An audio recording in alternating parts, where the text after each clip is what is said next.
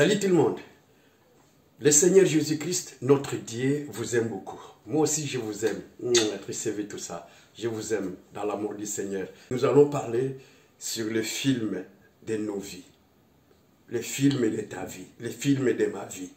Nous sommes d'abord un être humain. Ce n'est pas un animal.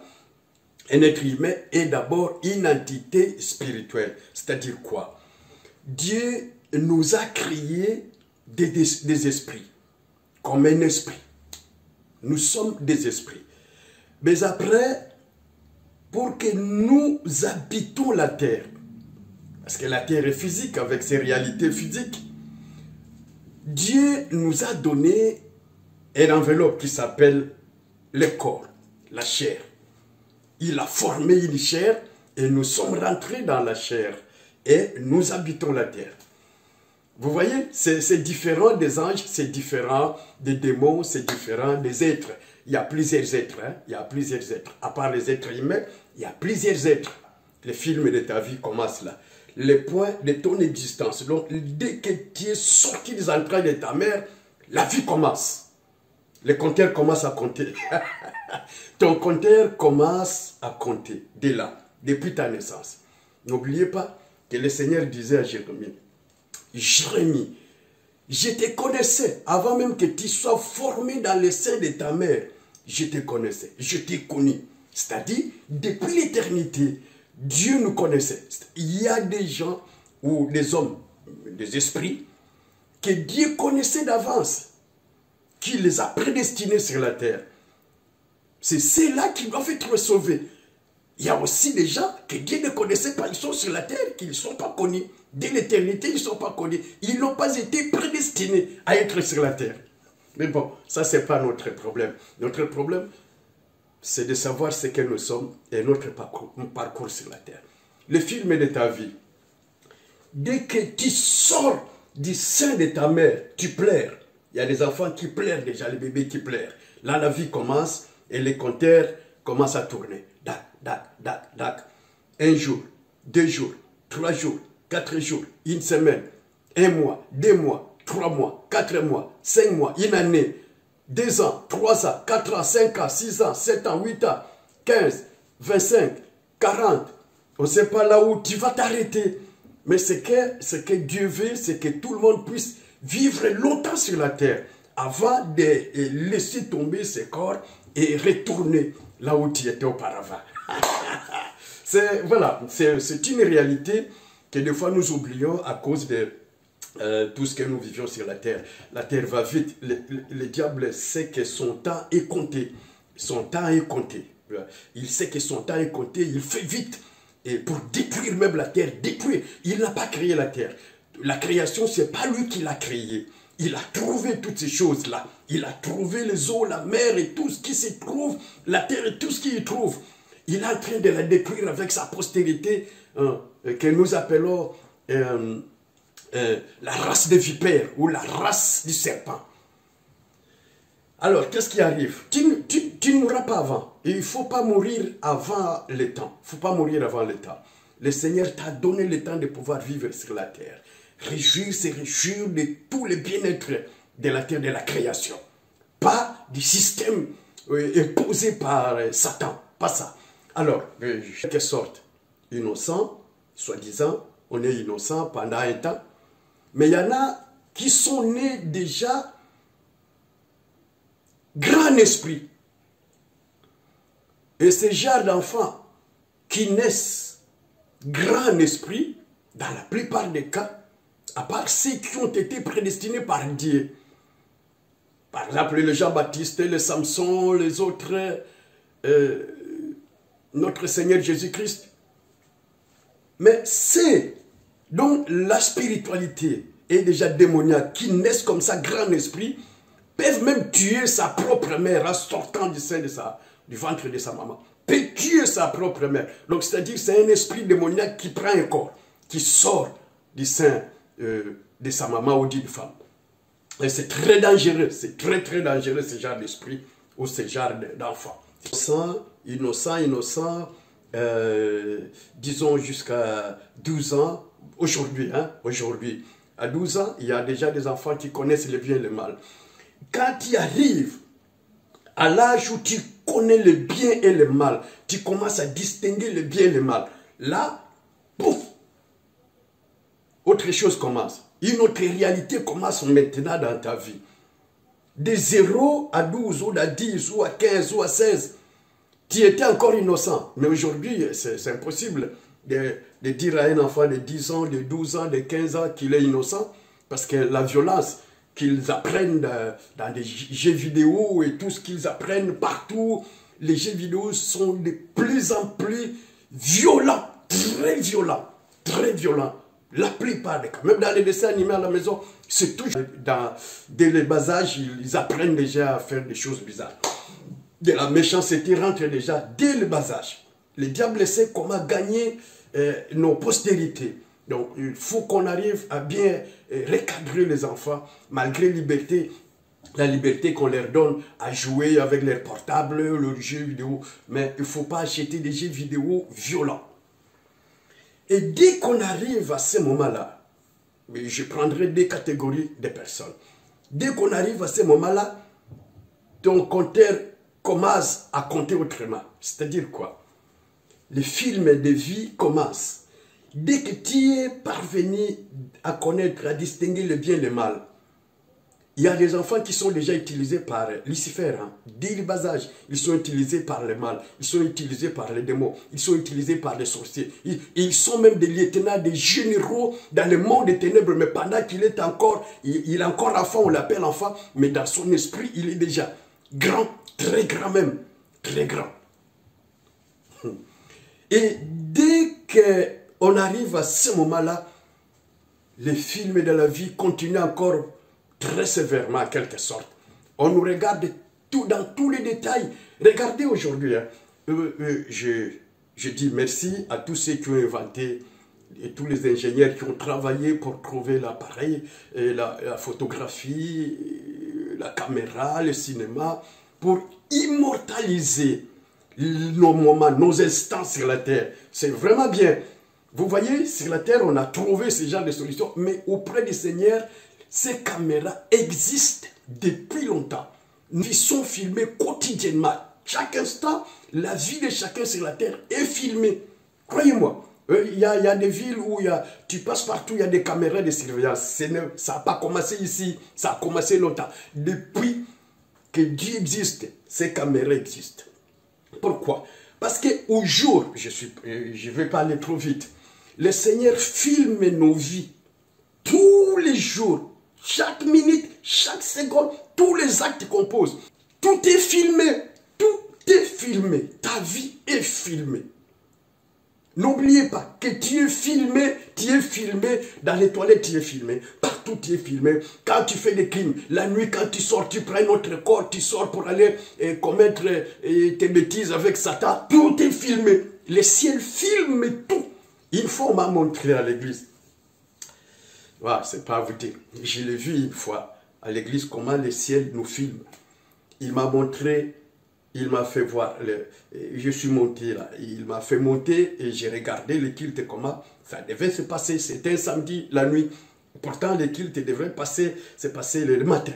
Il m'a montré, on s'est mis à la porte, mais plus haut, à l'autel, Je ne sais même pas comment on s'est mis là. Il me montrait. Regarde les gens qui entrent.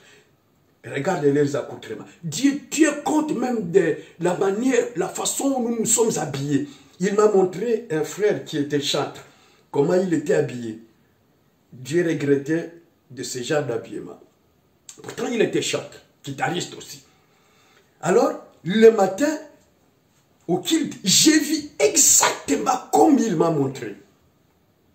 Et le frère s'est habillé aussi pareil. Les sœurs aussi se sont habillées de la manière où nous connaissons dans les églises. Nous croyons que lorsque nous venons à l'église, nous faisons plaisir à tout le monde. Vous allez me voir, vous allez... Non, non, tant pis pour toi.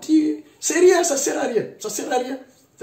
Habille-toi pour toi-même. Si tu vis pour la gloire du Seigneur, tu vas t'habiller pour la gloire du Seigneur. Si tu vis comme une femme mariée doit s'habiller à l'honneur de son mari. Vous voyez, c'est comme ça. Mais ce que je voulais dire, c'est que chacun de nous est filmé. Tous nos pas sont filmés. Nous sommes filmés. En dehors de tout ce que les services secrets font, tout ce que le gouvernement font, comme en Chine, on surveille tout le monde avec les satellites, les caméras. Ça, c'est sur Terre. Ça, c'est pour causer des fois du tort aux gens ou rattraper les méchants, les criminels, c'est aussi bien. Mais sache que même celui qui te filme est filmé. Nous sommes tous filmés. Et je prends une catégorie. La personne qui naît, on met le point zéro, je ne pouvais pas faire les... On commence au point zéro, le jour de la naissance, tu arrives quelque part. Si tu as la grâce de Dieu, tu arrives, si tu as été prédestiné au salut, tu arrives quelque part à l'âge de connaissance du bien et du mal, ou tu arrives quelque part dans ta vie, tu rencontres la grâce de Dieu. Tu rencontres la grâce de Dieu.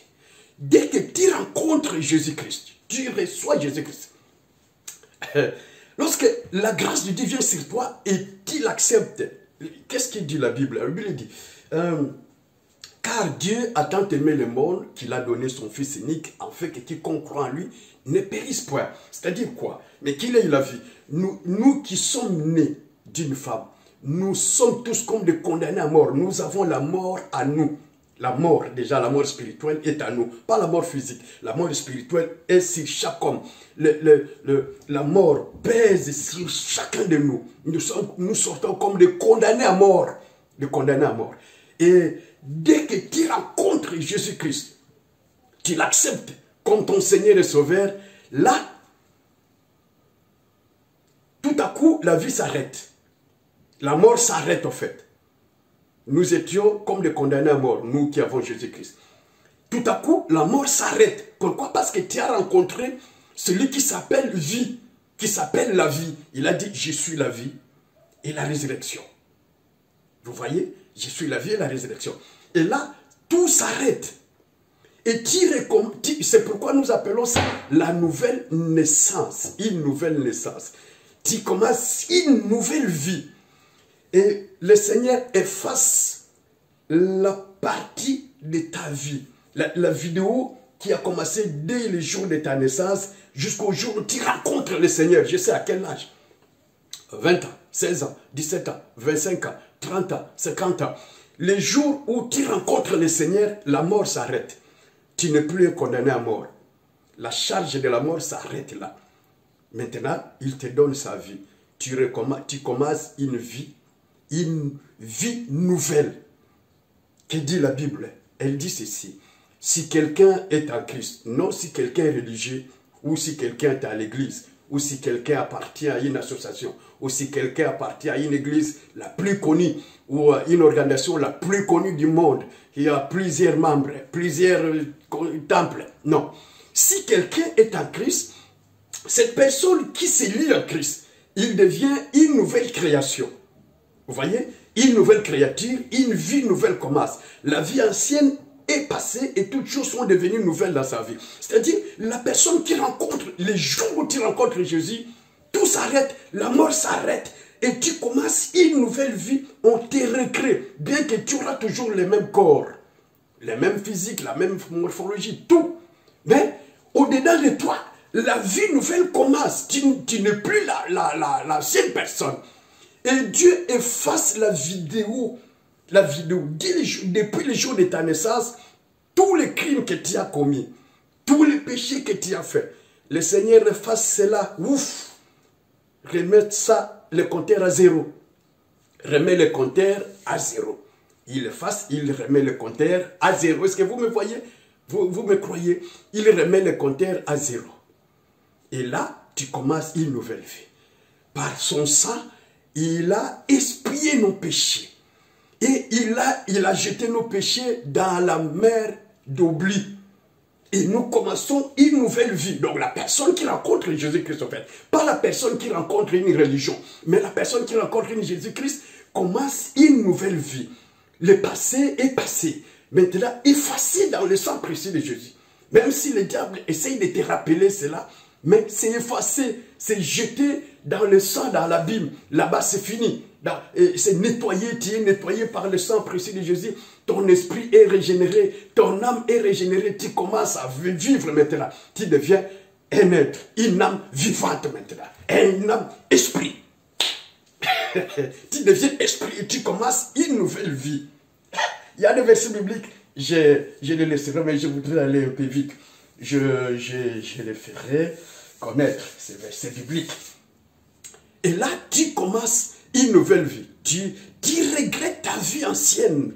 Tout le temps que tu as passé, maintenant tu comprends que, ah bon, j'étais pécheur, je ne savais pas. Oh, j'étais mort, je ne savais pas. J'étais condamné à mort sans le savoir. J'ai marché avec la mort était toujours avec moi. Mais le jour où tu rencontres la vie, tout change. Parce que devant la mort, c'est la vie qui gagne. Devant les ténèbres, c'est la lumière qui gagne. C'est toujours comme ça, ça a toujours été comme ça. Là où il y a les ténèbres, lorsque tu mets la lumière, c'est fini. Les ténèbres s'en vont plutôt, parce que les ténèbres c'est toujours au pluriel. Elles s'en vont. Mais quand la lumière arrive dans ta vie, tout est éclairé. Et tu commences à voir les choses autrement. Il y a une nouvelle vie qui commence. Christ commence à se former en toi. Et là, je vais lire, oh Seigneur, je vais lire un passage biblique. Jean chapitre 3. Jean chapitre 3, qu'est-ce qu'il dit? Mon Seigneur, merci Seigneur. Jean chapitre 3, je commence au verset 16. Car Dieu a tant aimé le monde qu'il a donné son Fils unique afin que quiconque croit en lui ne périsse point, mais qu'il ait la vie éternelle. Vous voyez, Dieu en effet n'a pas envoyé son Fils dans le monde pour qu'il juge le monde, mais pour que le monde soit sauvé par lui. Celui qui croit en lui n'est point jugé, mais celui qui ne croit pas est jugé, est déjà jugé parce qu'il n'a pas cru au nom du Fils unique de Dieu. Et ce jugement, c'est que la lumière étant venue dans le monde, les hommes ont préféré les ténèbres à la lumière parce que leurs œuvres étaient mauvaises. Ah, les minutes passent. Les minutes passent. Vous voyez. Donc, c'est-à-dire la personne qui accepte Jésus-Christ. Et dès que tu acceptes Jésus-Christ, comme je disais, la mort s'arrête. Tu n'es plus un condamné à mort. Tu es sauvé. Par le sang de Jésus-Christ, par les sacrifices de Jésus-Christ, tu es sauvé. Tu rentres dans le royaume. Tu rentres dans la lumière. La lumière éclaire ton âme. Et de là aussi, tu ne seras plus jugé. Tu ne seras pas jugé. Parce que tu passes de la mort à la vie. Et tu n'es plus jugé parce que Dieu avait envoyé son Fils unique sur la terre, non pour nous juger, mais juste pour que nous soyons sauvés en lui. Mais alors que celui qui refuse de croire sera jugé parce qu'il est déjà jugé, parce qu'il refuse, parce que ses œuvres sont dans les ténèbres, ses œuvres sont ténèbres, et il refuse la lumière. Alors il sera jugé.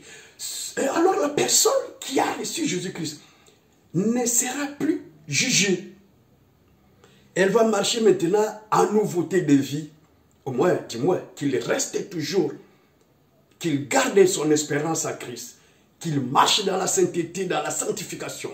Parce qu'il est écrit, si nous marchons selon la chair, nous mourrons certainement, nous allons mourir. Mais si nous marchons selon l'esprit, nous vivrons. Parce que l'esprit donne vie. L'esprit donne vie. La chair donne la mort. Alors cette personne qui est sauvée marchera toujours dans la sainteté, dans la pureté, dans la sanctification, malgré les épreuves, malgré les attaques des démons, malgré les attaques de Satan, malgré tout, il marchera, ou la personne marchera, elle marchera jusqu'au bout. Sa finalité, ça sera quoi? Elle sera soit enlevée, si le Seigneur arrive très tôt, elle sera enlevée, elle partira. Elle va abandonner la chair ici. Prac, en un clin d'œil, son corps sera changé, transformé. Pourquoi? Parce que c'est l'homme intérieur, l'homme esprit, l'esprit qui parle ici, l'homme esprit, qui est très important par rapport à la chair. La chair et le sang n'hériteront jamais le ciel. Jamais, jamais. N'entreront jamais dans le royaume des cieux. C'est l'homme esprit l'homme qui est régénéré, l'homme qui est né de nouveau, devient cet homme-là, un corps glorieux qui part avec le Seigneur dans les airs. Alors que la chair reste toujours dans la chair. Souvenez-vous de la parole du Seigneur depuis la Genèse.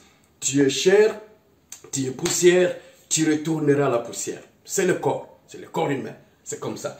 Alors, cette personne, quand elle quitte la terre, ou soit par la mort physique, si tu meurs physiquement, ton âme est vivante. Parce que n'oubliez pas que le Seigneur Jésus-Christ a dit, devant Marie et Marthe, lors de la mort de leur frère Lazare, il a dit, je suis la vie et la résurrection. Celui qui croit en moi ne mourra pas. Même étant vivant, il ne mourra pas. Vous qui avez Christ en vous, n'ayez pas peur de la mort. Vous ne mourrez pas. On va se reposer lorsque nous quittons la terre, avant l'enlèvement de l'Église, avant l'avènement du Seigneur, nous quittons la terre, nous allons au repos. Nous serons accueillis par les anges du Seigneur. Et nous monterons avec lui. Les jours où il appellera l'Église, nous serons continuellement devant lui, selon les promesses, selon tout ce qu'il nous a promis. Et cette personne-là ne sera pas jugée, mais un jour, on sera devant le tribunal du Seigneur pour notre récompense. Chacun recevra sa récompense. Et c'est pourquoi il faut travailler pour le Seigneur, travailler avec le Seigneur, travailler faisant toujours du bien, tous les jours, faire du bien, parler de Jésus-Christ à tout le monde, enseigner la parole de Dieu, exhorter, et amener les âmes à comprendre la grâce de Dieu et à saisir la grâce de Dieu. Travaillons, parce que ce jour-là, chacun de nous recevra sa récompense. Si ton arbre a produit beaucoup de fruits, tu recevras aussi tout ce qu'il faut. Lisez Daniel chapitre 12, vers la fin là-bas. Alors, ça c'est la première catégorie. Et la deuxième personne, je pense, on en parlera plus tard. Et nous rentrerons dans le paradis. On vivra avec le Seigneur tous les jours. Il essuiera les larmes de nos visages. Là-bas, on ne parlera plus de souffrance. On ne parlera plus, je n'ai pas payé mon électricité, je n'ai pas payé ceci, je n'ai pas ça, je n'ai pas ça, je n'ai pas acheté ça. Non, on restera dans la gloire de Dieu, dans la ville où lui-même est la lumière, lui-même est le soleil. Allez, soyez bénis, vous qui avez rencontré le Seigneur Jésus-Christ sur votre passage sur la terre, parce que n'oubliez pas que nous sommes tous des passagers. Nous avons qu'un petit temps ici sur la terre, c'est trop court. Le jour de la naissance est 0 et le jour de notre départ, 1.0, 1 point A et 1 point B. Et après, on partira. Nous ne resterons jamais éternellement ici sur la terre. Personne ne va rester éternellement sur la terre. Nous sommes tous des passagers. Nous allons partir. Nous allons partir. Soyez bénis et à très très bientôt à l'épisode suivant. On va parler de la seconde personne, la personne qui n'a pas reçu Jésus-Christ depuis sa naissance. Je vous aime.